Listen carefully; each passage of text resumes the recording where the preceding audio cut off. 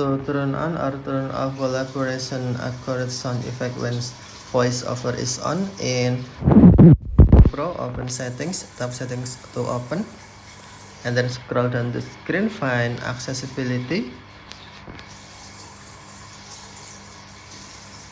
Next, tap accessibility, and then tap voiceover. Select audio, and then tap sounds and haptics. Scroll down the screen, find collaboration accurate, and then tap collaboration accurate.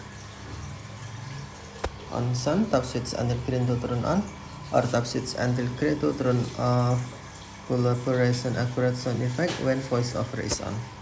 Tap switch until gray to turn on, or tap switch until gray to turn off. Okay, thank you for watching. Have a nice day.